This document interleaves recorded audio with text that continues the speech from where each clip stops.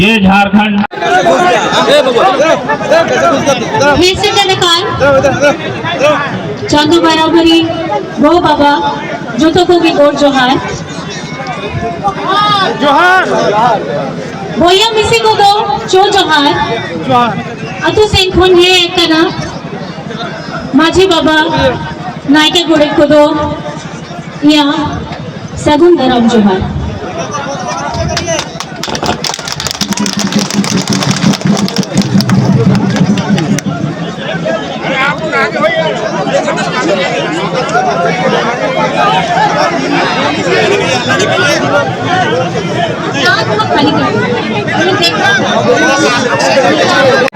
और वीरांगनाओं को मैं नमन करती हूँ और इस धरती को मैं प्रणाम करती हूँ। नहीं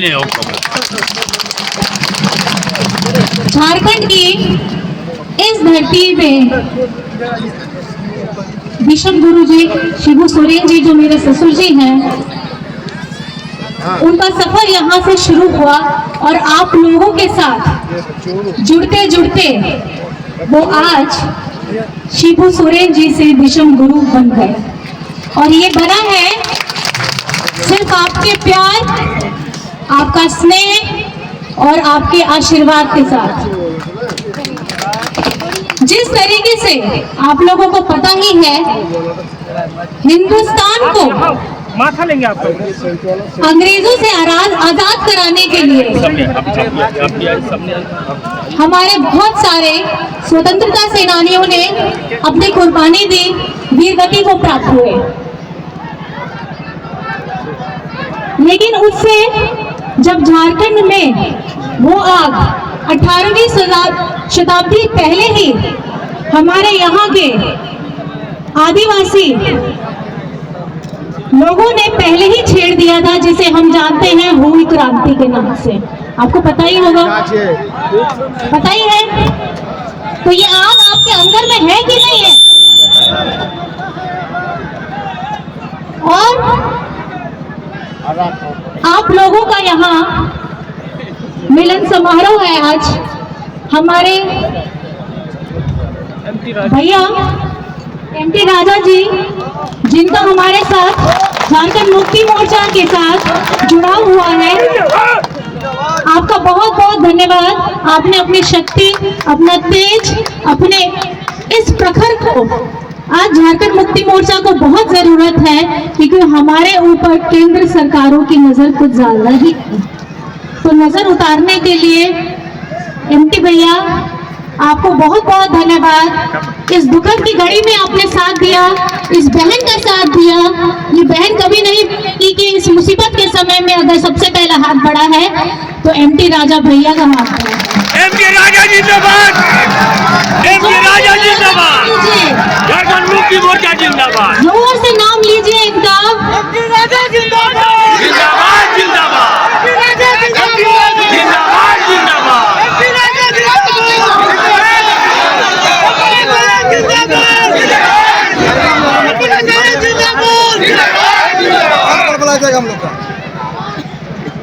जिस तरीके से अभी सबके दिलों में ये हवा बह रही है, झारखंड झुकेगा नहीं तो झारखंड झुकेगा नहीं। दिखा दीजिए आपकी आवाज, सुना दीजिए उन लोगों को, दिखा दीजिए कि कितना डर अब आपके जहन में आने वाला है, क्योंकि यहाँ झारखंड मुक्ति मोर्चा आने वाला है।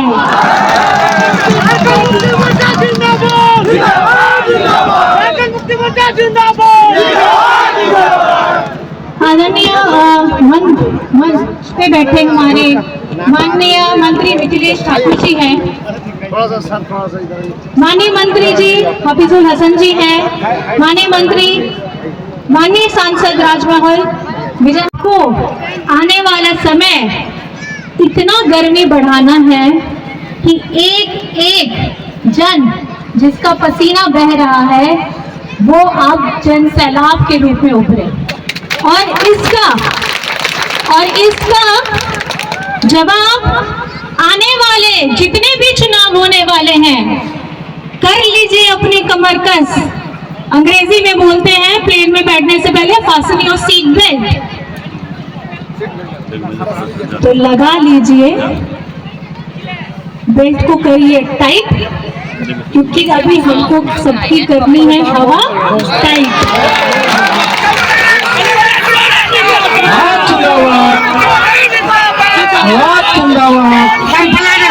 कल्पना सोरेन संघर्ष करो, कल्पना सोरेन संघर्ष करो। आप सभी को पता है आपके दादा हेमंत सोरेन जी अभी जेल में है, किस वजह से है वो ज्यादा मैं नहीं बोलूंगी, वो आप सभी को पता है। जिस तरीके से इनकी मानसिकता झलकती है, आदिवासी पिछड़े अल्पसंख्यक लोगों के प्रति एक घृणा की भावना बहती है इनके अंदर में, खून तो बहता नहीं होगा। जो आवाज यहां से हम कोशिश करते हैं कि दिल्ली में जाकर के झारखंड की बात सुने, यहाँ की तकलीफों को, यहाँ की समस्याओं को हम उठाने के लिए जगह ढूंढे, इनको कतई पसंद नहीं आता है कि अरे जंगली वाले लोग जंगल में रहें तो बहुत सुंदर होता है, मिट्टी वाले लोग, मिट्टी घर में रहने वाले लोग, ये लोग मिट्टी में सने हुए रहते हैं। दादा ने कहा था विधानसभा में, आपने भाषण में सुना होगा, इनको बहुत तकलीफ होती है कि अगर हम इनके बगल में बैठ जाएं तो इनके कपड़े मैले हो जाते हैं, गंदे हो जाते हैं। लेकिन अब यही गंदे कपड़े वाले, यही मैले कपड़े वाले आने वाले वक्त में विधानसभा तो लेंगे ही लेंगे, लोकसभा में भी परचम लहराएंगे। और इसका साथ चाहिए, अगर मुझे हम सबको मिल करके काम करना होगा। अकेले से कुछ नहीं होता है, अकेला जरूर शुरुआत करता है, लेकिन पीछे आप लोगों का मुझे साथ भी चाहिए। तो आप लोग मेरे साथ हैं? गिरिडीह की सभा में मैंने बोला था, इतना जोर से दहाड़िए कि जो भी सभा यहाँ होती है फुटवार जेल की हवाओं में घुल मिल करके बोले, तो जोर से हम बोलेंगे हेमंत सोरेन जिंदाबाद, हेमंत सोरेन जिंदाबाद, शिबू सोरेन जिंदाबाद, विषम गुरुजी जिंदाबाद। और मेरे जितने महिलाएं जन हैं, मैं चाहूंगी कि आप भी इस चीज में जरूर शरीक होइए, क्योंकि मुझे आप लोगों का साथ सबसे ज्यादा चाहिए। आप जरूर इस पंक्ति में पीछे खड़ी हैं, जो मुझे कतई पसंद नहीं आ रहा है। मैं ये चाहूंगी कि आने वाले जितने भी कार्यक्रम हो, कृपा करके ये एक बहन, एक बेटी का आपसे निवेदन है कि कृपया महिलाओं को मेरे सामने में जरूर रखिएगा, क्योंकि मैं भी किसी की बेटी हूँ, किसी की बहू हूँ। मैं चाहती हूँ कि मेरी महिला, मेरी बहन, मेरी माता और मेरी बेटी, आप लोग आगे आइए।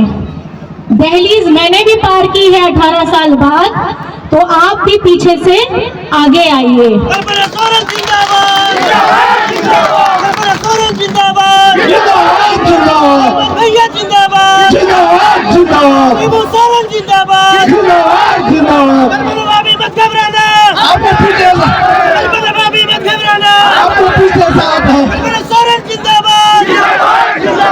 जेल का ताला टूटेगा, अरे जेल का ताला टूटेगा, हेमंत भैया मत घबराना, कल्पना सोरेन जिंदाबाद।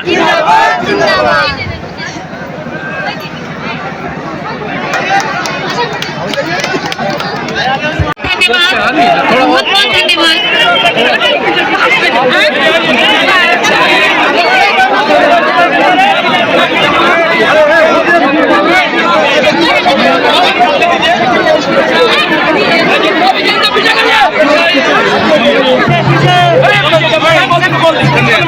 बोल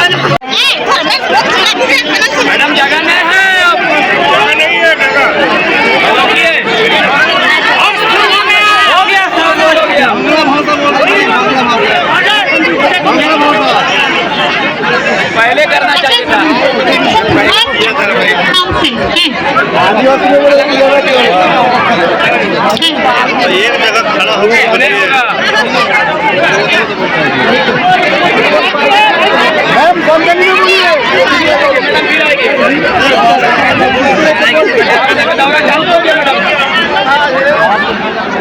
खाने का सामान नहीं मिल पा रहा है, तो पका पकाया खाना दे करके हमारे झारखंड में किसी को भी भूखा सोने के लिए नहीं दिया।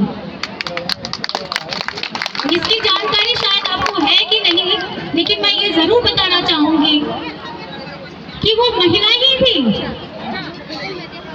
जो सबके लिए अपने परिवार के साथ पूरे झारखंड की हर एक लोगों के लिए, जो यहाँ पर में चाहे वो स्वास्थ्य कर्मी हो, चाहे वो हमारे झारखंड मुक्ति मोर्चा के कार्यकर्ता हो, बहुत सारे लोग इस संकल्प के साथ जुड़े थे कि झारखंड का एक भी इंसान, एक भी बच्चा भूखा नहीं रहेगा। जी बोलिए। और उसके लिए झारखंड सरकार 2020 से पूरा लगा है। 2 साल यहाँ कोविड चला, लेकिन यही कोशिश रही कि खाली पेट नहीं मिटती है ऐसी भूख जब तक नहीं जाता है उसके अंदर।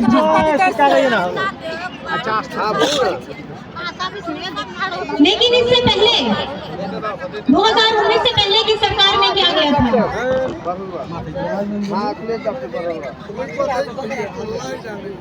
उनको कभी भी चिंता नहीं रही कि यहाँ पर में जितने भी लोग हैं, ये आपका अधिकार है। तो वो यहाँ होगा, अस्पताल में होगा। उसे कपड़ा मकान बोलते हैं। ये आपका अधिकार है, ये आपको लेके लेना है, ये आपको जरूरत है। इसके लिए आपको हाथ नहीं बढ़ाना है। लेकिन उस समय जब कोई नहीं निकलता था घर से, सब लोग फेसबुक, इंस्टा, वहां से मैसेज किया करते थे कि हाँ हाँ सब ठीक रहेगा, क्यों दूरी बनानी है, वो भी सकते हैं। लेकिन आप दूरी बना करके भी अगर काम करने का जज्बा आपके अंदर में हो तो आपको कोई भी रोक नहीं सकता है। और ये काम किया था हमारे पूर्व माननीय मुख्यमंत्री जी हेमंत सोरेन जी ने, जो काबिले तारीफ का। डर मुझे भी लगता था कि बाहर जा रहे हैं कोविड हो जाएगा, अगर हो जाएगा तो साथ में नहीं रह पाएंगे। वैसे भी साथ में नहीं रहते थे। उन लोगों के लिए जो ये सोचते हैं कि महिला बहुत कमजोर होती है, आज उनका त्याग किसी को नहीं होगा, क्योंकि उन्होंने अपनी त्याग की कहानी मुझे बताई है। और मैं बहुत गुमान के साथ कहती हूँ कि मैं शिबू सोरेन और रुचि सोरेन की बहू हूँ।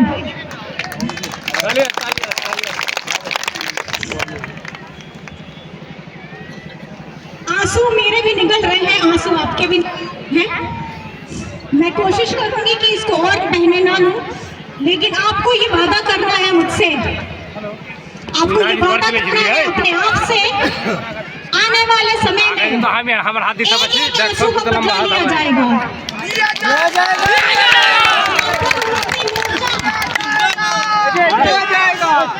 उदय 51 साल पहले जो हो चुका है, अब पूरे झारखंड को, क्योंकि ये झाड़ जंगल हरा रंग ऐसे नहीं निकला है, हमारे वीर पूर्वजों के खून से सींचा हुआ निकला है, जिसका अंदर धरती के अंदर रंग है लाल, बाहर में लहराएगा हरा रंग, जो होगा झारखंड मुक्ति मोर्चा का। झारखंड मुक्ति मोर्चा जिंदाबाद, जिंदाबाद, जिंदाबाद। झारखंड मुक्ति मोर्चा जिंदाबाद, जिंदाबाद, जिंदाबाद। उसके बाद उनको आने वाले समय में जिस तरीके से इन्होंने जबरदस्ती करके अंदर में बंद किया है, पूरे गुमान के साथ, पूरे घमंड के साथ, पूरे आत्मविश्वास के साथ बाहर लाएंगे। और इसका एक एक किरदार आपको निभाना है। और आज इस मिलन समारोह में आप सभी संकल्प लीजिए कि अब हमें एकजुट होकर के आगे बढ़ना है।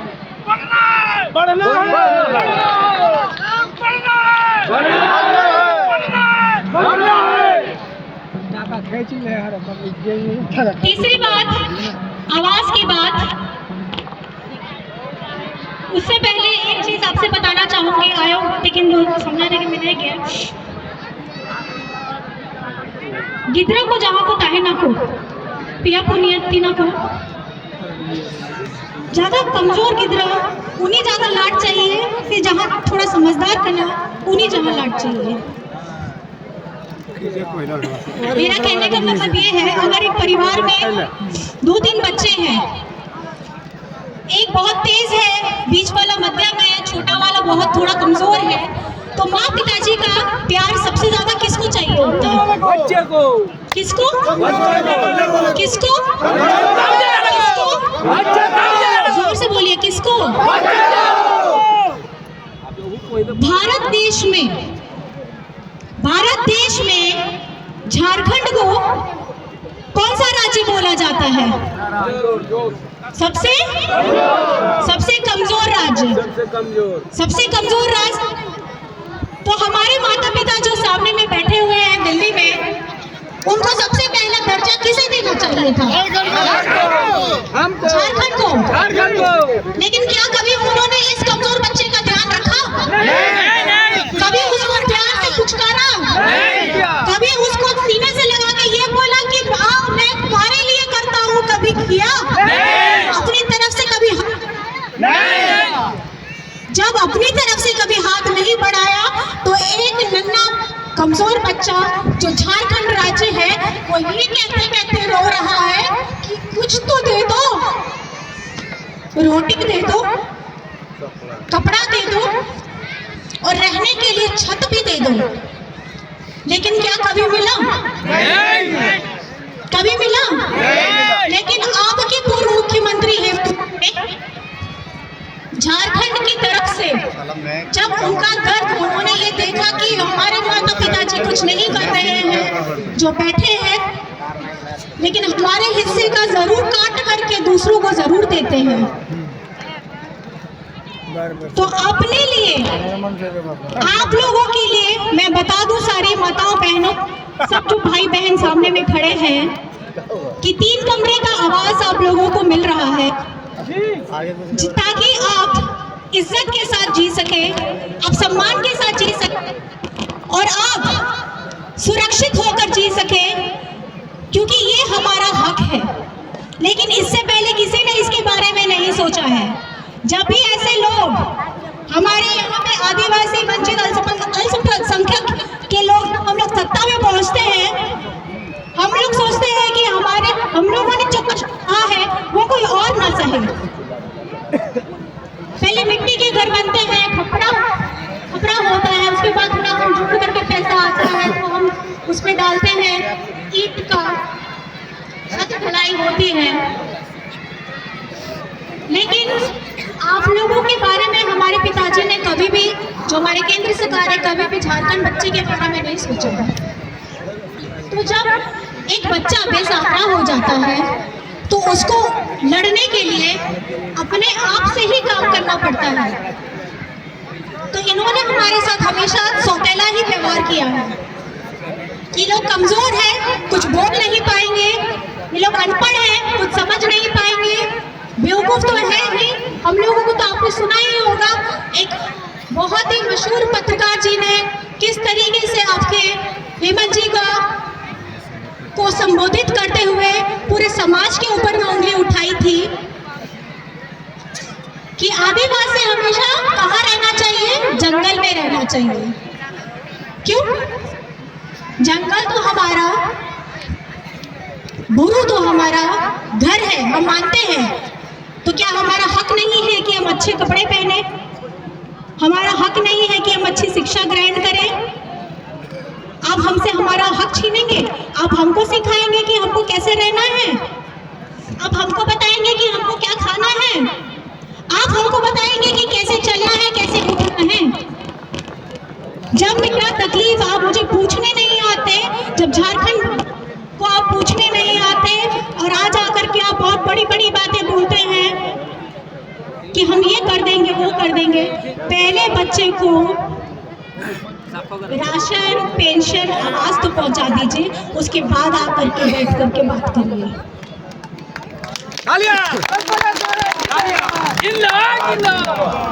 और सबसे पहली बात तो मुझे ये थोड़ा तकलीफ भी लगता है, ये हम लोगों को आदिवासी भी नहीं बोलते हैं, ये हम लोगों को आदिवासी नहीं बोलते हैं, ये बोलते हैं वनवासी।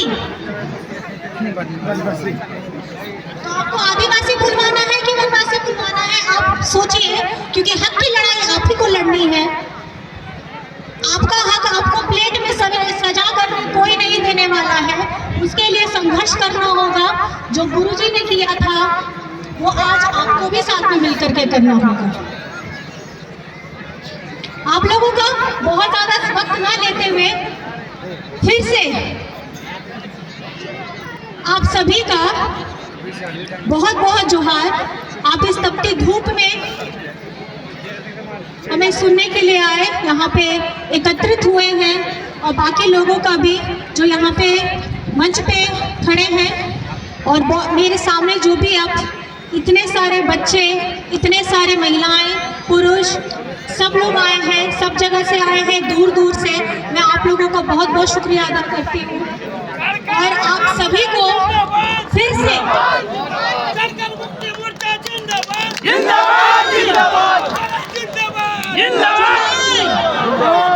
सब जय झारखंड, जय झारखंड, जय झारखंड। आप सभी को मेरा आदाब। राजा भैया जिंदाबाद, जिंदाबाद, राजा भैया जिंदाबाद, जिंदाबाद, राजा भैया जिंदाबाद, जिंदाबाद, जिंदाबाद।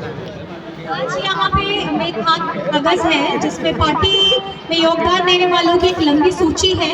मैं बहुत ज़्यादा तो नाम नहीं पढ़ूंगी, मैं उसमें कुछ नाम पढ़ करके आपको बता देती हूँ। ऐसे सबसे पहले एमटी राजा सर, भैया कहाँ गए?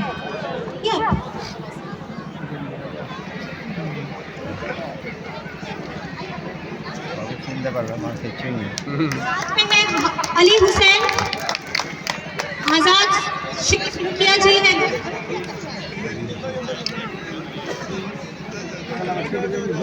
शेख मुखिया हैं, सैदुल रहमान मुखिया, दुर्गा मंडल,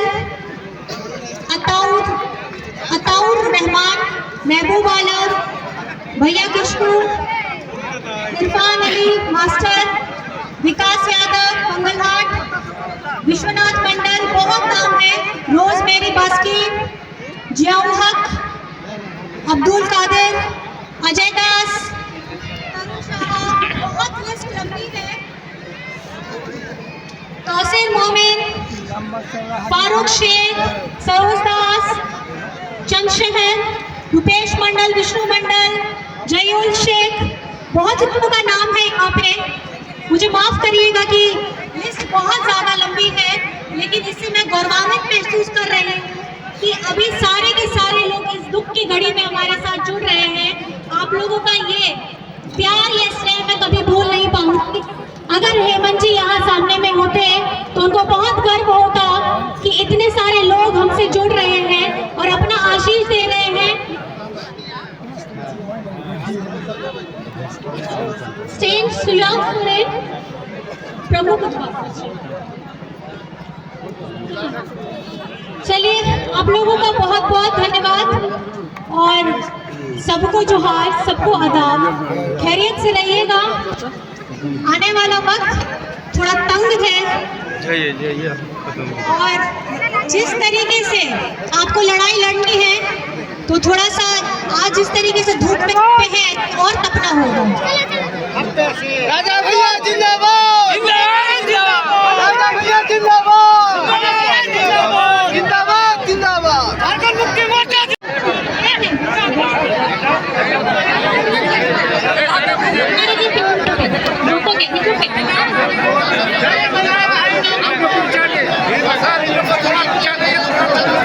कृपया महिला लोग आगे नहीं दीजिए, थोड़ा सा पीछे खस के। आप लोग से अनुरोध है कि महिला लोग को जगह दीजिए।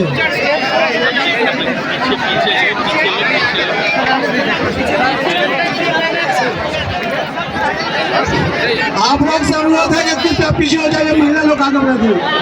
आइए आइए, महिला लोग आगे दीजिए, थोड़ा सा पीछे हटिए।